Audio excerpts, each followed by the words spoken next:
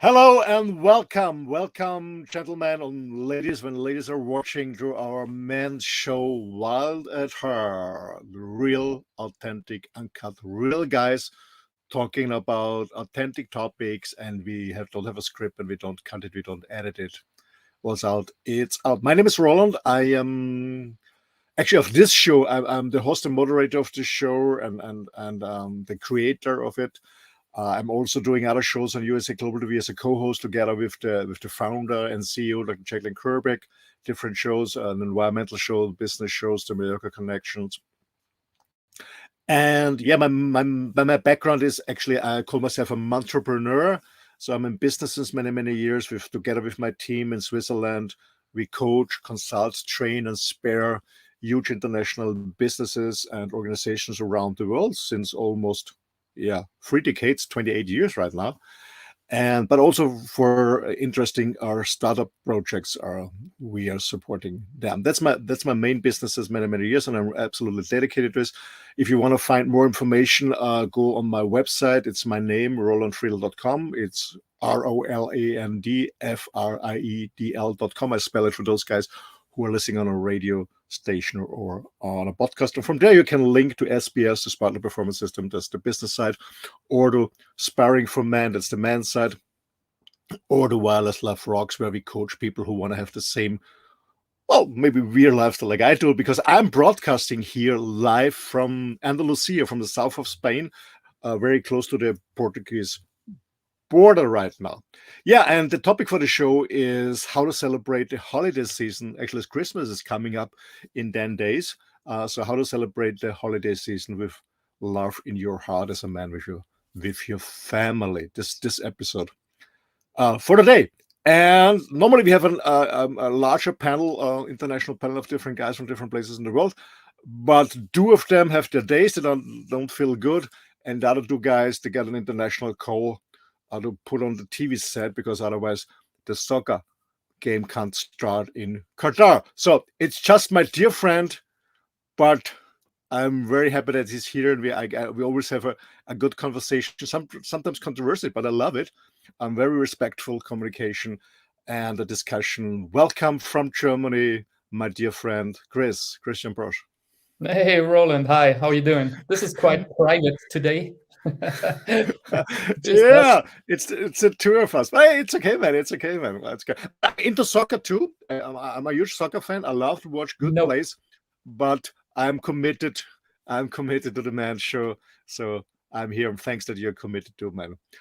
Okay, so it's about Christmas. I mean, in 10 days, actually, in most of the countries, 10 days where I'm here in Spain, to celebrate, actually, the kids get the presents not on the 24th, like we did in Austria or you in Germany. They get it on the 6th of January. So the three Holy Kings bring the presents. Don't have a Christkind or how do they call it, a Santa Claus, or how do they call it in the US? Santa Claus, I guess, yeah.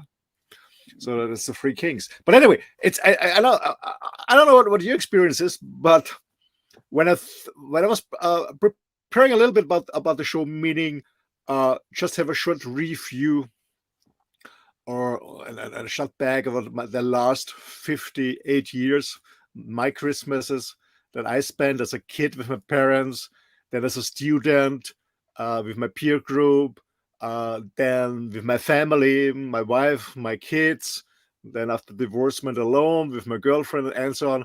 And I said, okay, it was an emotional roller coaster. So there's some Christmas I didn't like at all, especially when I was a kid. It was a lot of stress. I loved it very much with my kids. I loved it very much with my second wife and my girlfriend. So how about you? When you think about Christmas, what are your feelings? My feelings about Christmas. Well, in my grown-up days, I really can't understand my friends, because they always tell me when they come together for the Christmas Eve and for this huge meal and everybody's on the table. So they say there's always some arguing going on. Like all the stuff which is held back throughout the year, it comes on the table on Christmas, like which is the place where it should not.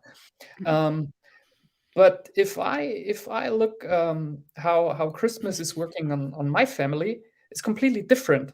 We come together, we just talk, and we always talk open. Like in our family there are no secrets or stuff like that. We all know who's in deep shit right now, who's doing quite good.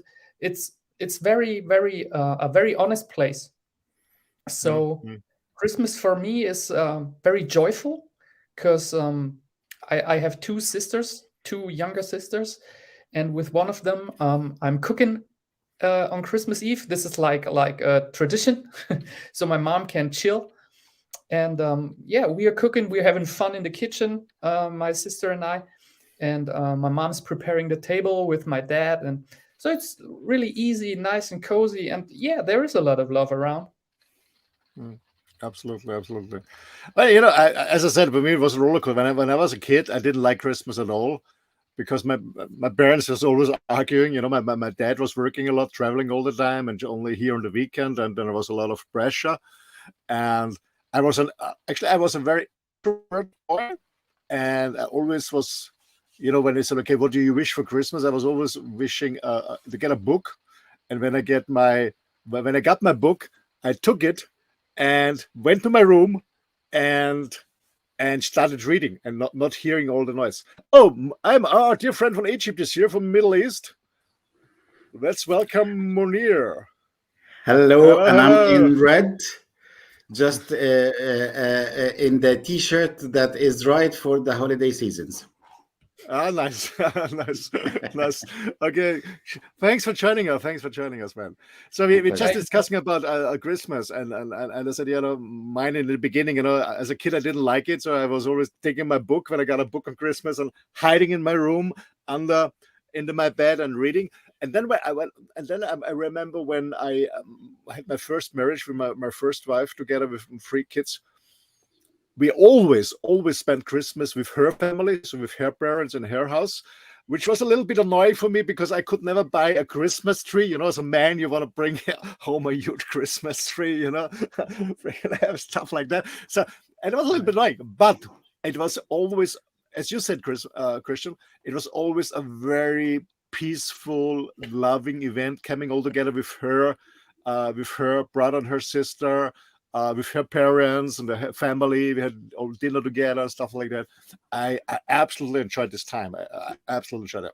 I was a little bit, as I said, yeah, I would love to have my family at home for Christmas, but I had, to be honest, we never had work, you know, especially my wife. She never had work because her mom was always cooking and all the stuff, and her sister. We always had to enjoy the time, but I loved it very much. I loved it also very much with my second wife and with my girlfriend. And yeah, it's up and down. But I understand what you said, Christian.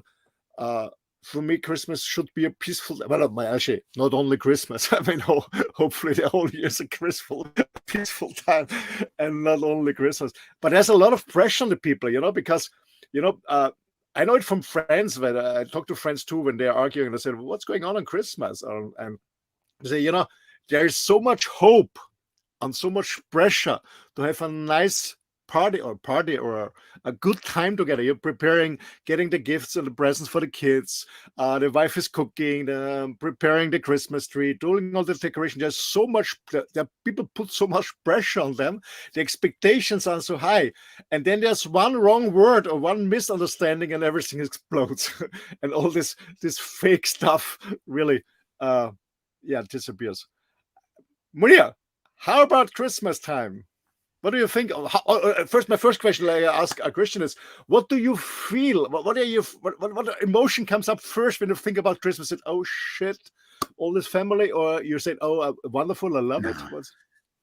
Okay, so we celebrate Christmas and the New Year Eve, but in a different way. So you would find the lights, the festive time starts even in November, and all the buildings and so on. It's like, you know, as if you're in really nice decoration, especially in the compounds and so on. But during the Christmas Eve, there are 2 parts, you know, the Christians and the Muslims. So Muslims does not really have the gathering and so on, and it's not vacation day. So the country gave vacation day for the Christians only, and they do the celebration and the night of the Christmas and so on. But for us, we are absolutely, Jesus is a prophet, and we believe and we celebrate his birth and so on. So it is nice, but it's not. The majority of the country does not gather in this festive time or the Christmas Eve and so on. New Year Eve is a different scenario, because this is the time where everyone is celebrating, going out, having nights, and so on. And this is, a different scenario. They are celebrating the New Year Eve. But in the similar thing, like the Christmas in the Middle East, would be, the Eid after, or the festive after Ramadan.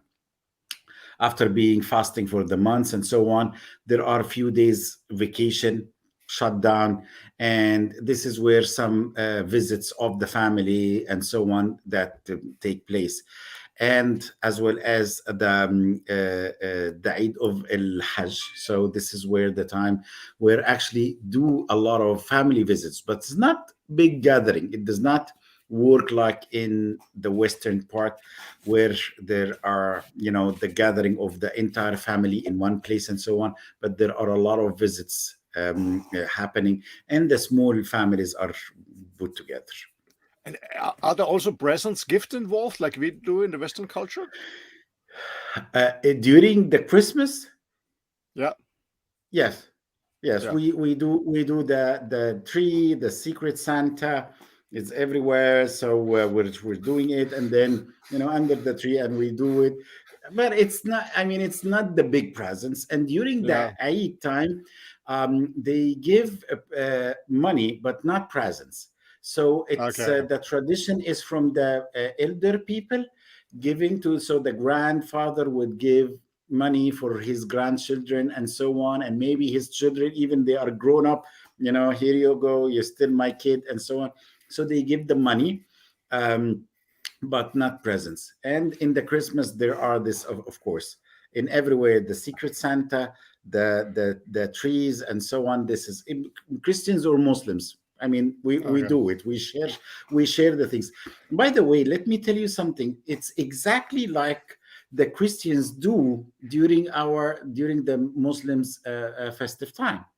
So a lot of Christians fast to just share, the feelings and so on. And during the Eid, because it's the nation in vacation, they do the visits and so on, and they would do something, and definitely travel for somewhere. And during the Hajj time, absolutely, this they do the same.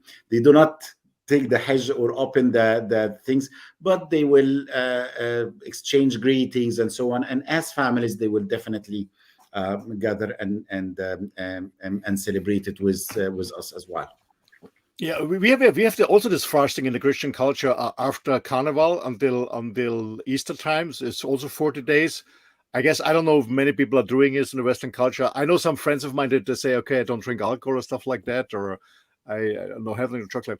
So my dear friend Mounir, so I'm a little bit jealous. So you don't have this stress like we have with getting all these presents together for the kids, and I'm too late and I need something for my wife and something. You don't have the stress. No. To be honest, no, not that. And even when we do this kind of secret Santas or the under the tree presents, they will not gonna be big things. It's toys, flip-flops, things like that. Socks. It's nice things. Absolutely, yes. Those kind of things that is easy, nice, and have fun with it and so on, but not really. And even toys, when the kids were young, we bought some toys, but not that expensive toy. It's like a small gun or a small car or something like that. So it's not really stressful in that regard. Okay, thanks, Mounir. A question. To be honest as well. Sorry. So I'm sorry to interrupt. And the tree, we have this artificial tree, and we put it together, cut it together, and then the decoration is there. We save it, and then so it's a one-time investment. We don't do a lot of investment with the tree as well. Okay. So you have an artificial one. Christian, do you have an artificial Christmas tree, Christian, or a real tree? one in a pot or one discarded, or? I really don't know, because I don't have one. I have to check my parents' place, and I haven't been there for a week now, so I don't know. I can't really tell. We always had a nice tree, and also when I already have been living in Mallorca in Spain, I always imported a quite expensive tree from Germany, a nice one, because I love this tree. And to be honest, I remember with my second wife, when we lived together, and her son was with us, so we had Christmas together. As I said before, my first wife always went to her parents' house, was nice too, but this also in my second round, I could go for a Christmas tree, together with my wife, choose one, select one, and then carry it at home. And she was decorating, and I loved the time before Christmas when she was decorating. And I met my friends on the Christmas market, and trying some good stuff for a good reason, for donating all these charity spoofs. So I don't know if many of you know, but we in Austria, especially in Austria, I guess in Germany too, we have these Christmas markets, these nice wooden huts, and there are some charity organizations like Lions Club or others, many other. And so we drink there for a good reason, to donate money for a good reason. And we have always in a good temper coming back home. Anyway, Christian, my question to you, Christian, is, are you, when you think about Christmas presents for your beloved ones, are you the last minute guy, or you buy it 2 weeks, 2 months in advance when you see it and, oh, this would be nice for Christmas, only buy it? Or you the last minute guy? Neither one of them. To me, it's like I'm the I don't know how you call it. It's like it happens randomly. Like I'm thinking about someone, and just being in the city or in the shops, and then I see something, and this something tells me, oh, this one here is for, I don't know, call him Harold or something. So the presents find me rather than I find the presents, and I don't really put any pressure on that. If I don't have a presents for everyone I'm going to meet on Christmas, well, then it's like that. So I don't do pressure on this present thing. To me, it's much more important to see my beloved ones and be with them, spend some time. Absolutely. Well, I was buying the stuff very, very early, because I saw them in September, for example, or in August already. So, okay, this would be nice for my kid or for my wife, and I bought it. And then it was always a challenge to hide all the stuff, hide all the stuff, these huge presents somewhere. Like I was buying Christmas stuff the whole year, when I saw something, so okay, I know my wife would love it, or one of my boys would love it. So I bought it, I don't know, July, August, September, October, so quite early. I was never a late guy. So running on the last open Saturday to get some Christmas presents. Yeah. So I have a question for you guys. How do you see a present? Like what is a present? What comes with a present? What is it? Yeah. For me, it means a present when somebody gives me. It's not about the value that is expensive or exclusive. For me, it means somebody thinks of me and really thinks about what would Roland love to have. No. I give you an example. I guess I don't know if I told it already in one of the shows. For example, on birthday, the only thing I want on birthday is a piece of cake and a coffee. And I remember when I was 50. I had a huge party in my house in Mallorca. A lot of friends came from different countries, stayed at the house and hotels. I got exclusive presents, stuff that I absolutely don't need. But one of my friends, he brought me a Sacher cake from Vienna, and I was the happiest guy. So for me, it's not about the value, how much money somebody's spending. It's more about, does this person really think about what I really would enjoy? That's much more important for me. And if there's no present, I'm not expecting something, of course, But for me, it's the small stuff. Absolutely. Yeah. And I think it's the same, Christian. The idea is that it's how do you see it? For some people, presents are in their mind and their soul feelings. They feel that this is how they can express the love. And I've read this nice book, The Five Languages of Love, and it was in the book, it was this kind of study that there are 5 ways to express that you love to someone. It's words, it's affections and physical touches, and presence, being there for them, doing something, and so on. And in my list, having present was at the least, so it was the last one, and giving present as well. So it's not the way that I express my love with, and it's not the way that I would recognize that someone is in love with me or think about me when I get the present. So for me, this is not really something. I mean, it's nice to have. It would be a good surprise. But even if it doesn't, I don't remember and I don't recall.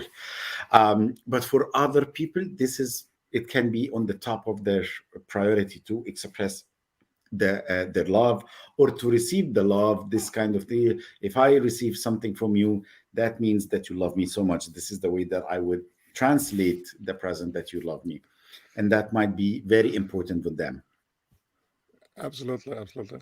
To be honest, when I was growing older, for me it was really difficult to buy a proper, how to say it, a proper gift for Christmas or birthday, whatever. Now it's Christmas time, for my girlfriend, because when the older you are, you have everything. It was really difficult for me. So, and I always said to her, "Tell me what you want, I buy it for you. I don't know, it's a camera or whatever you want. I'm gonna buy it for you.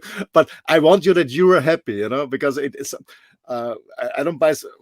Yeah, it's difficult for me to find. And even when you buy some more expensive stuff, like good stuff, then of course you wanna give the best one, and she chooses what she wants, and I mean it's less surprise, of course, but it's more rational for me. But to be honest, I was always ashamed, guys. I don't feel my girlfriend. She doesn't have money, absolutely enough, not much. But she always on Christmas or my birthday, she always came with, I don't know, I didn't count it, with 5, 6, 7 presents for me. Always, not large stuff, not a Rolex or something, but a little bit of this, a little bit of that. I said, oh wow, she really thinks about me. It's not that meaning she's really investing in thinking, what this person could need or absolutely. And this is what they love. And if your girlfriend was doing that, that means that this is the way that she can express her love and her care. And that's of course. And don't get me wrong. For my wife as well, receiving presents is the least, but giving presents is higher. So it was not the same. But in certain cases, I remember when she saw this necklace and she was really fond of it, and she was, this would be nice and so on.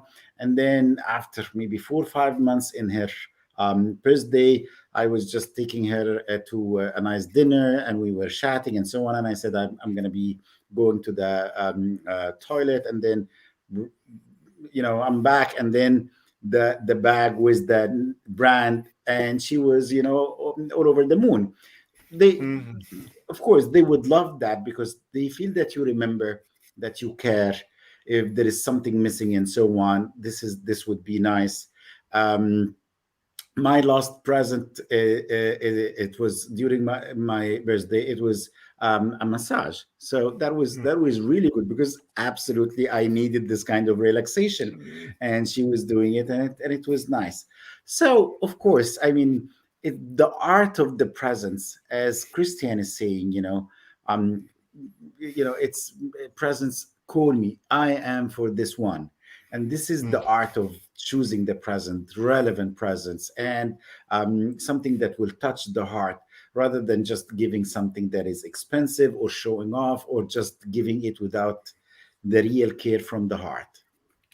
Okay. Yeah. Gentlemen, I have a question. We old men, we always try to support our family or friends or whatever. on a vacation like Christmas, yeah, on these holidays, are you really off business, or are you doing business besides that, or even thinking about it, or really said no, it's family time? Is it really family time, or you can't stop thinking about business, or making calls or checking emails or whatever? What is it, Christian? How about you? No, when I'm at my parents' house, I switch my phone off. You switch it off. No emails, no phone calls, nothing.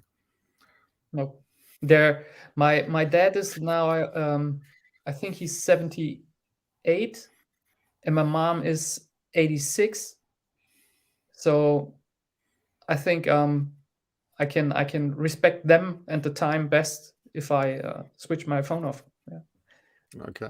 So I have 100% focus on my parents. Very good, very good. How about you, my dear friend Mounir?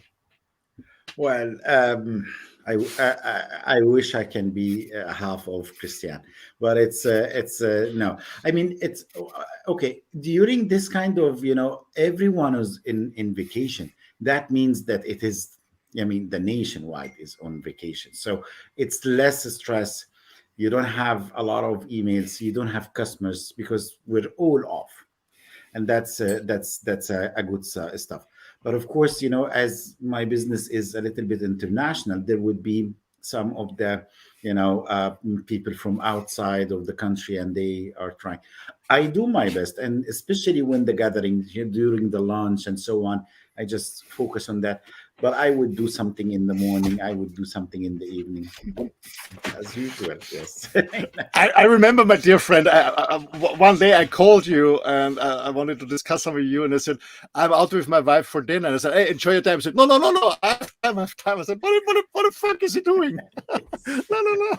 Yes, yes, I now I remember. It was yeah, and we were going and so on, and we were actually sitting, and it's the two of us, and she needed to hear the conversation that we are doing, and that's it's not good, to be honest. Yeah. Yes, my priorities are messed up. Yeah. Well, I don't switch my phone off, but I have it on silence. I have it on silence, so I don't look at it. But I don't have any email app on my phone as well. So, but I have it on silence. I don't look at it. And actually, when I put it off, of course, I don't have a mailbox, so nobody can leave me a message, because I don't want to disturb. As you said, Christian, I want to 100% there. And I was not so when I was younger, because when I was younger, I was building up my business. I said, you miss something, and then a friend of mine said, when you did a good job during the week, then why not shut down on the holidays? you don't save the business on the holidays. It doesn't make any sense. But sometimes we're really driven. Really driven. I think what is the challenging is not switching off the phone, is switching off our mind. And this is what I mean. I can so seriously, sometimes I put it aside and so on, but it's still my mind is there, so I'm not present.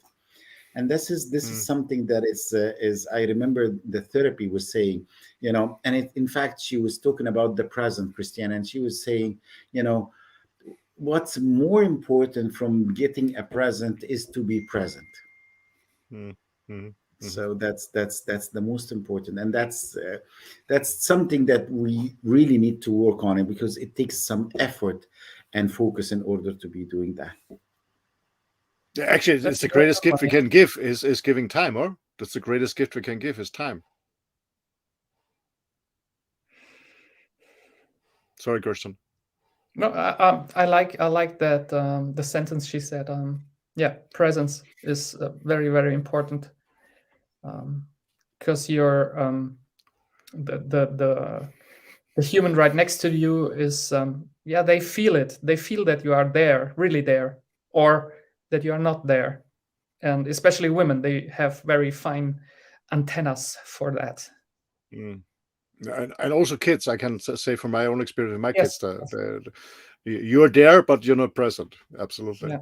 Absolutely. How about watching TV on Christmas? I know that many people are watching TV like crazy on Christmas. Is this a stuff like you? Because there's, I remember I don't have a TV set, but when I was at my parents-in-law house at the time, and I was looking at the newspaper, especially on the Christmas, they brought so many movies out. Actually, every 90 minutes or whatever, there was a movie going on different channel. Is there something watching TV on Christmas? Christmas movies, Hollywood, or something? Is there something on Christmas you do? Of course there are, but as I remember, in Germany, the Christmas movies, they are on December 25th and 26th, like Märchen, you know, how do you Fairy call tale. it? Yeah, Fairy tale. Yeah, a lot of fairy tales coming in German TV, like the one with these three sisters, and she gets the prince in the end, and I don't know, Aschenbrödel it's called in Deutsch, in German. So, but I guess this is more entertainment for the kids, so that the parents can have their time off and sitting the kids in front. I always call it the electric grandma. The electric grandma, putting on the electric grandma, taking the TV set is taking care of the kids. They don't run away. But, yeah. I just realized that there's a lot of movies going on. Cartoons and Christmas stuff and fairy tales on Christmas. Yeah, absolutely. The more the romantic side is coming. Absolutely. There are those kind of, Christmas time movies and New Year's time movies and so on.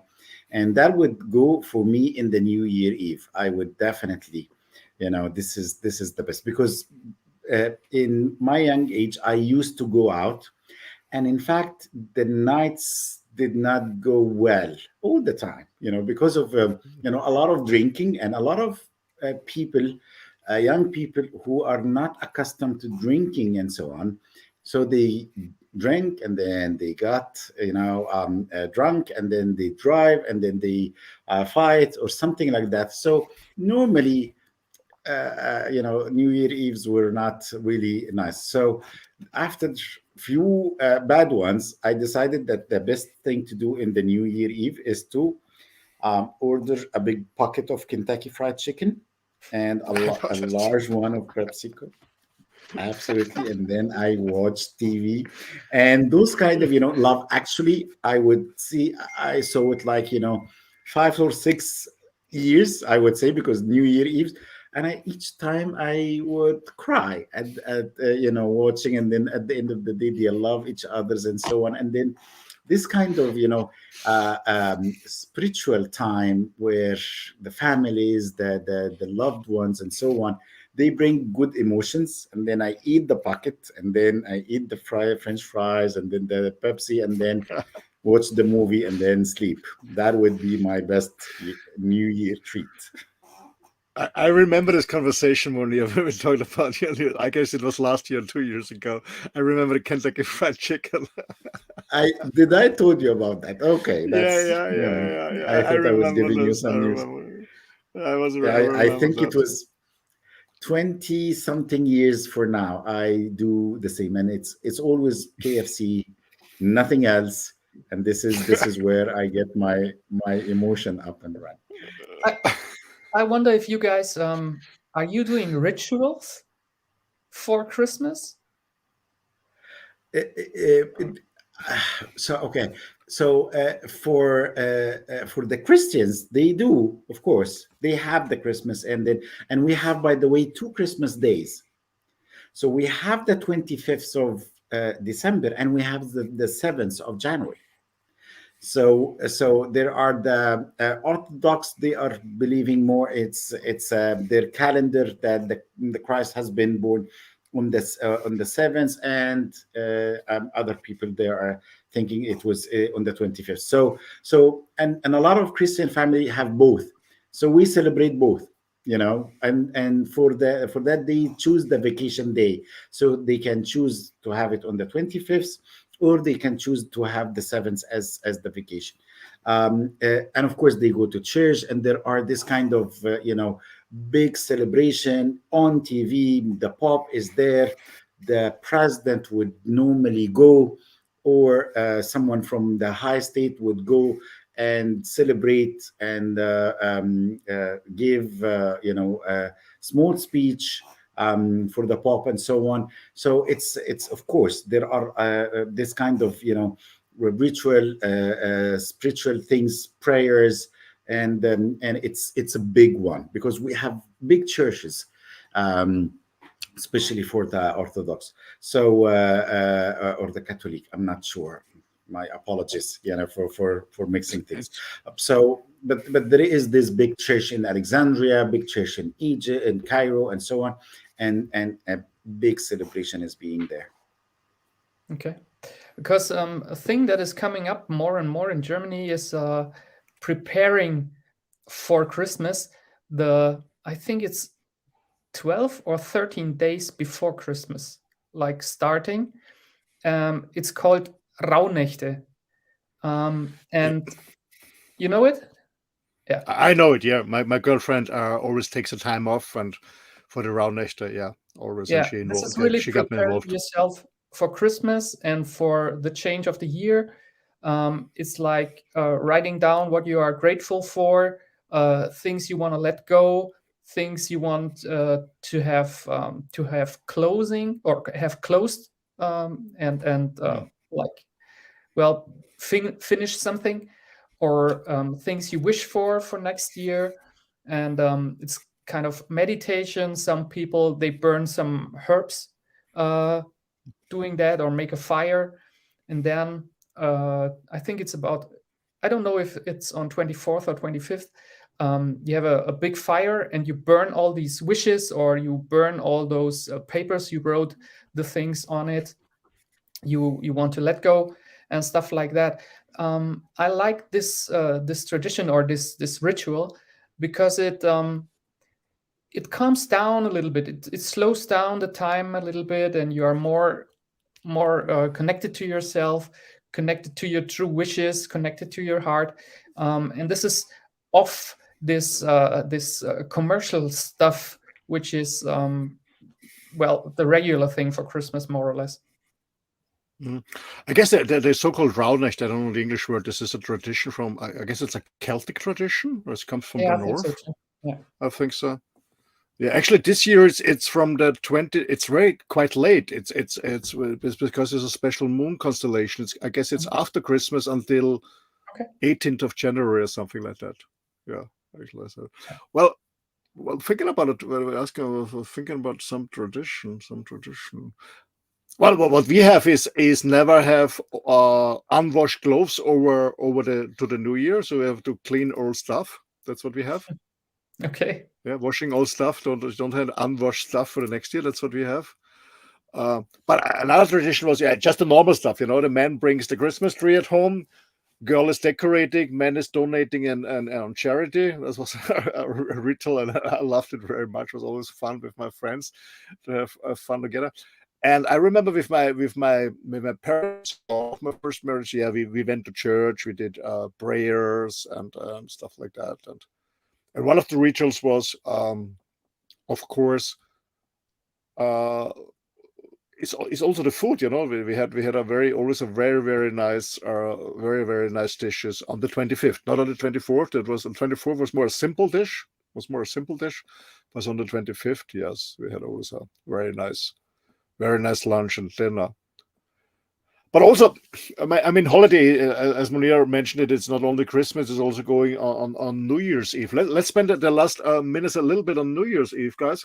Are you Mounir said Kentucky Fried Chicken is the one and only for the last 3 years?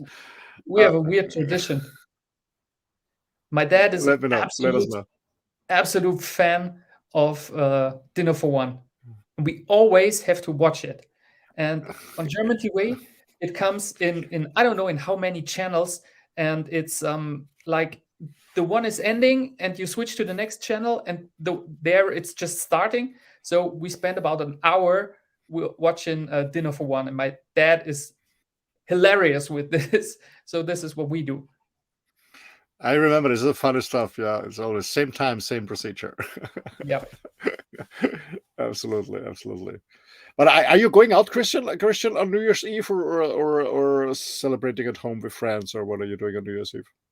Usually both. We meet somewhere, have a dinner or something, and then around 12 we go outside, watch the fireworks. But I heard just yesterday, I heard they're planning to forbid fireworks in Bavaria, where I live. Mm-hmm. So maybe there won't be any fireworks. We will see. So, well, it'll be just friends having a good time. Yeah, stuff like that. Yeah. This year, I actually, as I'm traveling alone in my motorhome, I will be in Portugal and do dog sitting and house sitting from the 22nd till the 1st of January. So it will be very peaceful. About 12 kilometers land in from the Algarve, so it's 8 miles land in with a nice view. And the lady told me that I can see the firework from the coast. So I will be just by myself on a country house and do dog sitting and house sitting, because it's an older lady from Germany. And she wants to fly to Germany and see her grandkids. And actually, I saw it on social media. She's looking for somebody who does dog sitting, because when she finds someone she's trusting, then she can fly. And I said, yeah, go book a ticket, I'll fly. So this year I will do dog sitting and house sitting peacefully in somewhere in Portugal. I've never been there in a house. Nice. Being by myself. Yeah, just being myself, finishing my book finally. I don't know, Red, if you can hear me, it will come. The publisher in the US. And yeah, and just being by myself. What I also do is before New Year's Eve, that actually I do every year, is writing down. I do it twice a year. I do it at the end of the year, and I do it in summer. I always write down 10 goals for the next year. That's what I always do. 10 goals. That's what I always write down. 10 goals. That's what I do before New Year's Eve, writing down what are my goals for the next year, and preparing also a little bit. Yeah, absolutely. But not drinking much. I don't know. The thing is, the last years on New Year's Eve, when I've been living on Mallorca with friends of mine, we always have been partying not from New Year's Eve to the 1st of January. We always celebrated one day later. So I got up because on the 1st of January, it was always a tradition to listen to the New Year's concert from the Vienna Philharmonicers. So we listened to it and have a nice brunch. And then I went to my friend's home with my wife and my girlfriend, and doing, on the 1st of January, around 3-4 p.m. And his girlfriend was preparing a nice goulash, very nice goulash. We had this goulash, and eating and drinking and starting drinking. I did a DJ, and then we celebrated from the 1st to the 2nd of January, one day later. And the reason for that is there was no police control when you're driving back in the morning. True. So we had a couple of friends, about 10 people. We always come together on the 1st and celebrating from the 1st to the 2nd January, our New Year's Eve, without any risk to get caught by the police when we tried to bring the car safely home. Let's call it like this. I remember as you were asking about traditions, Roland. On this, I remember. On the 24th, my family, they go to church, and we visit our ancestors. They passed away. We go to the cemetery. Really? On the 24th? Okay. Yeah. No, we didn't. We go there and light a candle. Yeah, and spend a few minutes there thinking about them. Yeah. And I think we have this as a tradition. However, it is from a religion point of view. Prophet Muhammad said it's not really nice to go to the cemetery on that. So this is a celebration, enjoy it, and so on. But a lot of people would do the same. A lot. I mean, the majority would go during the Eid time. To the cemetery, they are thinking of it as if they are visiting, the beloved one that have left. but not really sad or something like that. It's just we're visiting and celebrating as well. So yeah, it's similar, but in different. We don't do it in the Christmas. It's during the Eid. It's more. Okay, gentlemen, we're coming to an end. It was interesting to hear different aspects of Christmas, and actually Christmas and holidays, Christmas holidays. And thanks, gentlemen, for your time and for your contribution. So I wish you an amazing day, and we see each other next week. And for our audience, I hope you had some fun with us and learn something. If you want to communicate with us and get in contact with us, please go to our website. It's bonfiretalks.com. On the Bonfire Talks, you will see all the previous recordings. So it's live, this show. What's out, it's out, but we also recorded it. So you will have all these YouTube links if you missed one of the shows. And also you can have the contact details of all these panelists on the show, like Christian, Mounir, myself, and the other guys. So, and if you have any suggestions for a topic you want to have to discuss, gentlemen out there, please let us know. Write to us. The email address is contact@bonfiretalks.com. Gentlemen, thanks a lot. Thanks, Christian. Thanks, Mounir. I wish you an amazing day. And see you next time. Like you said, dinner for one, same time, same procedure. Thanks and bye-bye. All right. Thank you. Cheers. Bye, guys. Bye.